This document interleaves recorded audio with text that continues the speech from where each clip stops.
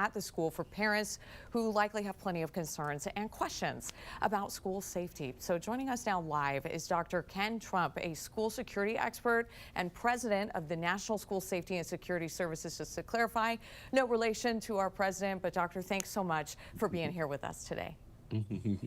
Thanks for having me, and correct.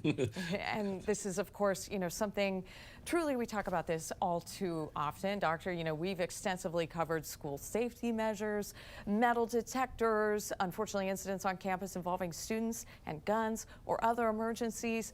Your experience runs the gamut. You've done federal emergency services. You supervised a youth gang unit at a school, in a school system. What is the number one thing school systems can do to proactively protect students? Well, contrary to that understandable emotional need for parents and the community to see something visible and tangible, a weapons detector, some type of cameras and fortification, it's not just the fortification of the front door of the school, but it's what's beyond that, preparing and fortifying your staff. We say now target harden your people even more than you do for your facilities. The number one way we find out about weapons plots and kids who are going to cause harm to themselves and others is when a kid comes forward and tells an adult that they trust, when you have adult supervision, when you de-escalate conflicts like fights that could erupt into the use of violence and weapons. Those things are less visible, but often more important than those tangible things you can look at that oftentimes give security theater. Proactive measures that really start on the inside and on those interpersonal levels. Doctor, in the case of what happened yesterday, we saw a lot of fear. We saw parents rush into the school. There were lines of cars. We heard there were long waits for parents to finally reunite with their student. Obviously, authorities are working in these cases, but what is normal after things like this happen? What should parents expect? It's extremely frustrating. It's what we call organized chaos is the best hopeful outcome. Parent-student reunification is often the most underprepared, least prepared, or underestimated part of school emergency planning. When you try to get students back in the arms of their parents who are in a hurry, they're rushed, they're getting social media, they're abandoning cars, as we saw yesterday, and just running to the school, you need to have, as best possible, clear plans, having visited those reunification sites. Talk about how, if they may overlap, if it's another school with another school's dismissal that may be occurring while you're bringing kids over. You have to get into the weeds of this planning, and that takes time. It takes time to take your administrators, your staff, your safety personnel to go there. So we even recommend that school leaders at the beginning of the year take their school staff, walk to that evacuation site, and really get into the weeds. Where would kids go to the bathroom? How would you release kids? Who's going to sit here? What do we need to bring? Just to make it a little more organized than the understandable chaos that's going to ensue no matter how well you're prepared.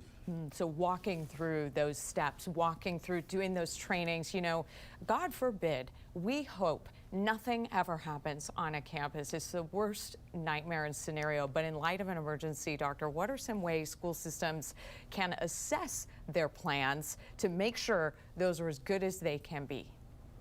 There's an enormous amount of pressure on school administrators after a high-profile incident to make knee-jerk reactions, to fall into the shiny objects syndrome. So we say take a tactical pause, take a breath, do a comprehensive evaluation, take a look at what are all your threats, your vulnerabilities, what do you deal with on a day-to-day basis. While one weapon is one too many, the vast majority of kids don't bring weapons. Those that do actually bring bladed weapons that are often missed by some of the high-tech weapons detection systems there. Kids can still get in weapons in doors around the high schools that have dozens of doors that won't be screened. So where are you going to invest your resources? Student supports, emotional, social, mental health supports for kids, adult supervision, training your staff, having emergency plans, having your security, your school resource officers, those personnel, but really focusing on the people aspect and de-escalate. So oftentimes when we see a stabbing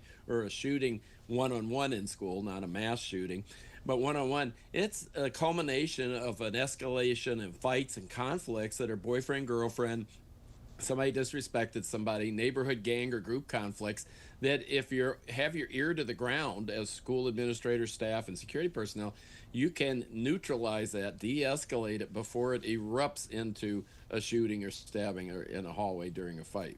I mean, really being plugged in there can do so much good. Doctor, on the softer side of this, for parents and their kids, what can they be doing to be proactive? What talks should they be having to prepare for an emergency? We want to have age and developmentally appropriate conversations with kids. We need kids to put things in context, that the vast majority of schools will never experience a shooting or a stabbing.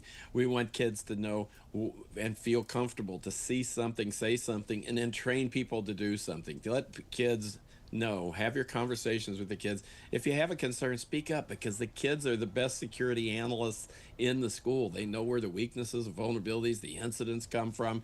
So get them engaged, but most of all, make sure they have one trusted adult at home and at school that they can go to when they hear something, they see something, and report that, and then train your school staff so that they know what to do when somebody reports it.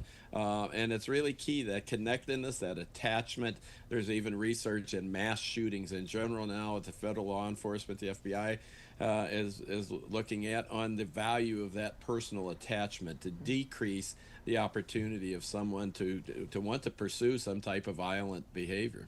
Truly have those conversations. School security expert Dr. Ken Trump, thank you so much for joining us and sharing your vast expertise with us today. Anytime. Thank you. All right, take care.